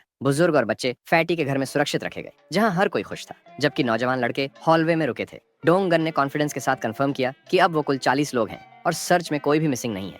जे ह्यून ने टीम के सभी मेंबर्स को उनकी मेहनत के लिए धन्यवाद दिया। इसके बाद जे ह्यून ने अपनी स्किल एब्सोल्यूट आई एक्टिवेट की, जिससे उसकी आंखें काली हो गईं। उसने ध्यान से अपने नागरिकों की हर मूवमेंट देखी। कोई कुर्सियां उठा रहा था, कोई सीढ़ियों पर केबल्स का काम कर रहा था, कोई कॉरिडोर में केबल्स बिछा रहा था और कुछ लोग भारी सामान उठाकर सीढ़ियां चढ़ रहे थे। स्किल खत्म होने के बाद उसकी आंखें नॉर्मल हो गईं और मुस्कुराते हुए उसने डोंगन को कहा कि अब गॉब्लिन हंटिंग ऑपरेशन का फेज 2 शुरू करने का टाइम आ गया है। अब हॉलवे में डोंगन ने सभी को फोकस करने के लिए कहा। जब वो प्लान समझाने लगा कि ये मिशन कैसे होगा, सभी मेंबर्स धैर्य से सुनते रहे। जब डोंगन ने समझाया कि कैसे वे बेसमेंट में छुपे सभी गॉब्लिन्स को बाहर निकालेंगे। सबसे पहले वे अंडरग्राउंड फ्लोर पर काम शुरू करेंगे। ग्रुप को 2 टीमों में बांटा जाएगा, जिनका गोल होगा बेसमेंट 1 पर जितने गॉब्लिन्स हैं उन्हें खत्म करना। उसके बाद वे बेसमेंट 2 पर बढ़ेंगे और वहां के गॉब्लिन्स को भी पूरी तरह खत्म करेंगे। तभी चश्मा पहने एक लड़के ने हाथ उठाया और सवाल किया, अगर उम्मीद से ज्यादा गॉब्लिन्स आ गए तो हम क्या करेंगे? उसने ये भी मेंशन किया कि अगर गॉब्लिन्स ने काउंटर अटैक कर दिया तो फर्श पर पड़ी डेड बॉडीज उनके एस्केप के रास्ते में रुकावट बन सकती है। आर्चर और डोंगन दोनों कॉन्फिडेंट थे। उन्होंने उसे आश्वस्त किया कि वे सभी गॉब्लिन्स को खुद ही संभाल सकते हैं, क्योंकि अब उनके पास पहले से कहीं ज्यादा एरोज थे। लड़के ने सिर हिलाया और कहा कि उसे उन पर पूरा भरोसा है। तभी अचानक उन्होंने एक अजीब आवाज सुनी। जैसे ही उन्होंने साउंड की ओर देखा, उन्होंने 3 गॉब्लिन्स का एक छोटा ग्रुप नोटिस किया जो अटैक करने के लिए तैयार था। गॉब्लिन्स को पहला मूव करने का मौका दिए बिना आर्चर ने तेजी से अपनी बो उठाई और 2 तीर चलाए। दोनों तीर सीधे 2 गॉब्लिन्स के सिर में जाकर लगे, जिससे वे तुरंत गिर गए। अब सिर्फ एक गॉब्लिन बचा था। बिना किसी हिचकिचाहट के बैट वाले आदमी ने तेजी से चार्ज किया और एक ही वार में बची हुई गॉब्लिन की खोपड़ी तोड़ दी। अब तीनों गॉब्लिन्स लाइफलेस होकर जमीन पर पड़े थे। ग्लासेस पहने लड़के ने बैट वाले आदमी से पूछा कि जब उसने पहले कहा था कि गॉब्लिन्स को हराने के लिए बो की जरूरत होगी, तो अब वो बैट क्यों इस्तेमाल कर रहा था? उसने माना कि उसकी बात सही थी। इस बीच आर्चर ने एक गॉब्लिन के शरीर की ओर इशारा किया और नोट किया कि वे कुछ देर बाद गायब हो रहे थे। मून को यह देखकर अजीब लगा और उसने सोचा कि क्या यह जे ह्यून की किसी स्किल का असर था। डोंगन ने घोषणा की कि इस फ्लोर पर मिशन पूरा हो चुका है और अब वे बेसमेंट 1 पर बढ़ेंगे। हालांकि मून अभी भी सोच में डूबा था। उसने कहा कि उसे उम्मीद थी कि जे ह्यून के पास गोब्लिन की डेड बॉडीज को हैंडल करने का कोई तरीका होगा। तभी सिस्टम ने जे ह्यून को अलर्ट किया कि सिटीजन्स की ट्रस्ट बढ़ रही है। अब सीन जे ह्यून पर शिफ्ट होता है, जो आराम से बैठा एक बोतल खोल रहा था, जबकि उसके सामने कई सिस्टम विंडोज दिखाई दे रही थी। उसे ये मोमेंट काफी एंजॉयबल लग रहा था। उसने कहा कि उसका ये करने का इरादा नहीं था, लेकिन उसने खुद को भरोसा दिलाया कि वो अब भी सब पर नजर रख रहा है। सिस्टम ने एक और नोटिफिकेशन भेजा, ये दिखाते हुए कि मून का ट्रस्ट 50 तक पहुंच गया है, जिससे लॉयल्टी अनलॉक हो गई। लॉयल्टी स्टैट अब 30 पार कर चुका था, जो रजिस्ट्रेशन के लिए जरूरी कंडीशन थी। जे ह्यून ये देखकर हैरान था कि उसने इतनी जल्दी ये स्टैट्स हासिल कर लिए, लेकिन उसने सोचा कि ये जितना जल्दी हो उतना अच्छा है। फर्श पर बैठकर और सिस्टम विंडो को देखते हुए जे ह्यून ने मून का स्टैट्स रिव्यू किया। उसका ट्रस्ट 55 और लॉयल्टी 88 तक पहुंच चुकी थी, जो काफी इंप्रेसिव थी। जे ह्यून 88 लॉयल्टी देखकर थोड़ा चौंका, लेकिन वो शांत रहा और उसने इसे एक पॉजिटिव रिजल्ट माना।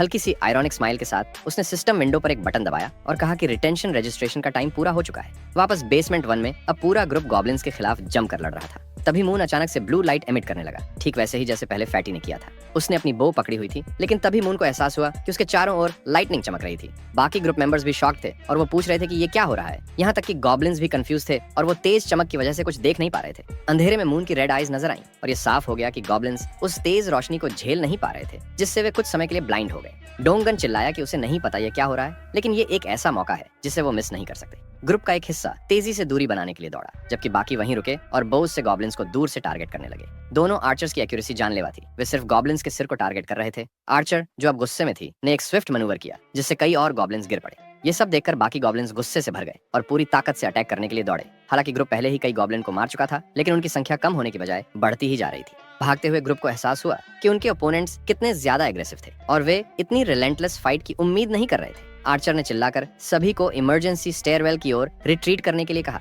बैट वाले आदमी ने अंदाजा लगाया कि शायद सेकंड बेसमेंट फ्लोर के सारे गॉब्लिन्स भी अब एक ही जगह इकट्ठा हो गए हैं। जैसे ही ग्रुप इमरजेंसी स्टेयर्स पर पहुंचा, वे तेजी से ऊपर चढ़ने लगे, बिना पीछे देखे। डोंगन ने गॉब्लिन्स को रोकने के लिए दरवाजा पकड़ लिया, लेकिन तभी एक गॉब्लिन ने अपने हाथ को गैप में फंसा दिया और सार्कास्टिकली बोला कि क्या डोंगन अकेले ही दरवाजा रोकने की कोशिश कर रहा है। ये सुनते ही ग्लासेस पहने लड़का और बैट वाला आदमी तुरंत डोंगन की मदद के लिए आए और वो मिलकर दरवाजे को धक्का देने लगे। लेकिन गॉब्लिन्स की तादाद बहुत ज्यादा थी और वो धीरे धीरे दरवाजे को खोलने में कामयाब हो रहे थे। ग्रुप संघर्ष कर रहा था, लेकिन उन्हें लग रहा था कि इतनी ज्यादा संख्या में गॉब्लिन्स को रोकना मुश्किल होता जा रहा था। अचानक पीछे से एक आवाज आई जिसने सबको आश्वस्त किया कि मदद आ रही है। वो फैटी था जो गिरिला स्ट्रेंथ एबिलिटी का इस्तेमाल कर रहा था, वही एबिलिटी जो जे ह्यून ने उसे पहले दी थी। एबिलिटी को एक्टिवेट करते ही फैटी ने अकेले ही दरवाजे को पकड़ लिया और गॉब्लिन्स को अंदर आने से रोक दिया। डोंगन ने पूछा कि क्या वो अकेले ठीक रहेगा, लेकिन फैटी ने सभी को ऊपर जाने के लिए कहा। हालांकि उसके पास सुपर ह्यूमन स्ट्रेंथ थी, फिर भी वह पसीने से तर हो गया और वो पूरी ताकत से दरवाजे को थामे रखने की कोशिश कर रहा था। उसने पूरी फोकस के साथ कहा कि ये उसकी ड्यूटी है जिसे उसे पूरा करना ही होगा। आखिरकार डोंगन ने उसे आवाज लगाई,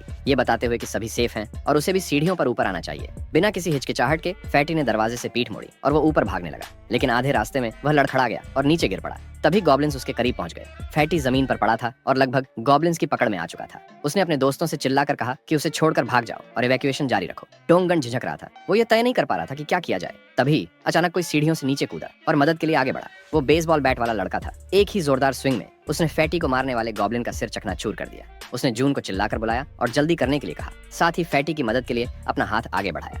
फैटी जो अभी भी जमीन पर था, वो अपनी जान बचाने वाले के करीब रेंगने की कोशिश करने लगा, लेकिन तभी एक गॉब्लिन ने उसका पैर पकड़ लिया और तभी फैटी बिना किसी ट्रेस के अचानक गायब हो गया। उसे बचाने वाला लड़का स्तब्ध रह गया। उसे समझ नहीं आ रहा था कि आखिर हुआ क्या। आगे देखते ही उन्होंने पाया कि गॉब्लिन्स का झुंड बिना रुके आगे बढ़ रहा था। अचानक एक गॉब्लिन हवा में छलांग लगाकर बैट वाले लड़के पर हमला करने आया, लेकिन उसने एक जोरदार वार किया और उसे हवा में ही गिरा दिया। इस बीच बाकी के ग्रुप मेंबर्स ने अपनी बोझ से उसे सपोर्ट किया और बैट वाले लड़के से तेजी से भागने के लिए कहा। गॉब्लिन्स करीब आते जा रहे थे। डोंगन और आर्चर ने घबराकर चिल्लाया और उसे जल्दी भागने की मिन्नत की। बिना पीछे देखे डिओक्सू ने अपनी बैट को कसकर पकड़ा और पूरी ताकत से सीढ़ियों की ओर दौड़ा। बाहर चांदनी रात में एक विशाल बेयर लाइक क्रीचर जिसकी लाल आंखें चमक रही थीं, वो एक गॉब्लिन को बेरहमी से खा रहा था। गॉब्लिन की दर्द भरी चीखें रात की शांति को चीर रही थीं। हर सेकंड इस प्राणी की सिनिस्टर ऑरा और भी भयानक होती जा रही थी। छोटे गॉब्लिन को पूरी तरह खाने के बाद उसके नुकीले दांत और जलती हुई आंखें साफ इशारा कर रही थीं कि उसकी भूख अभी खत्म नहीं हुई है। उसने एक डरावनी ग्राउल के साथ फिर से घोषणा की कि वह और खाना चाहता है। तभी उसके पीछे से अजीब चीखें गूंजने लगीं,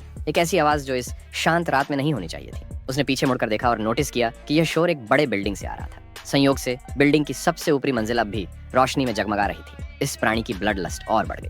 उसने गुर्राकर कहा कि वह इस बिल्डिंग के अंदर मौजूद सभी लोगों को खा जाएगा। तभी सीन शिफ्ट होता है। अचानक एक स्वर्लिंग पर्पल पोर्टल से फैटी नीचे गिरता हुआ दिखाई दिया। चिंता मत करो, हमारा फैटी मरा नहीं था, बल्कि जे ह्यून की एबिलिटी की वजह से उसे सुरक्षित टेलीपोर्ट कर दिया गया था। जे ह्यून जो दूर से पूरी स्थिति पर नजर रख रहा था, वो सही समय पर फैटी को खतरे से बाहर निकालने में कामयाब रहा। फैटी जमीन पर गिरा, लेकिन एक क्लमजी हीरो पोज में। राहत महसूस करते हुए वह अब भी समझ नहीं पा रहा था कि आखिर हुआ क्या था। जे ह्यून जो पास ही खड़ा था, वो मुस्कुराकर बोला। वो बहुत करीब था। फैटी ने अपनी आंखें मली, ये देखने के लिए कि क्या वह सपना देख रहा था, लेकिन फिर उसने देखा कि जे ह्यून उसकी मदद के लिए हाथ बढ़ा रहा था। जे ह्यून ने समझाया कि उसने एब्सोल्यूट आई एबिलिटी का इस्तेमाल कर हर चीज पर नजर रखी थी और वह खुश था कि वैसल समनिंग एबिलिटी पूरी तरह काम कर रही थी। जब फैटी उठने की कोशिश करने लगा तो उसे अपने पैर में तेज दर्द महसूस हुआ। तभी उसे एहसास हुआ कि जब गॉब्लिन ने उसे पकड़ा था तो उसने उसे चोट पहुंचा दी थी, लेकिन यह सब इतनी जल्दी हुआ था कि उसे पता ही नहीं चला। जे ह्यून ने तुरंत पूछा कि क्या वो ठीक है, लेकिन फैटी ने उसकी चिंता को नजरअंदाज करते हुए कहा कि उसकी चोट जितनी जल्दी लगी थी उतनी ही जल्दी ठीक भी हो जाएगी। लेकिन जे ह्यून ने नोटिस किया कि उसकी इन्वेंट्री में मेडिकल सप्लाईज की कमी थी। उसने कहा कि उसे कुछ दवाइयां सिस्टम में रजिस्टर करनी चाहिए। उसने फैटी को थोड़ी देर इंतजार करने को कहा। हालांकि फैटी थोड़ा कंफ्यूज था, लेकिन उसने सहमति में सिर हिलाया। अंदर जाकर जे ह्यून ने मेडिकल सप्लाईज खोजनी शुरू की और जल्द ही उसे एक फर्स्ट एड किट मिल गई। उसे देखकर उसे एहसास हुआ कि ऐसी सिचुएशंस में मेडिसिन कितनी जरूरी होती है। ये नजारा उसे अपने बचपन की याद दिलाने लगा, जब उसकी माँ उसके लिए ऐसी ही चीजें लाती थी। वह कुछ पल के लिए डीप थॉट में चला गया। जब उसने किट खोली तो उसने देखा कि इसमें उम्मीद से कहीं ज्यादा चीजें थीं।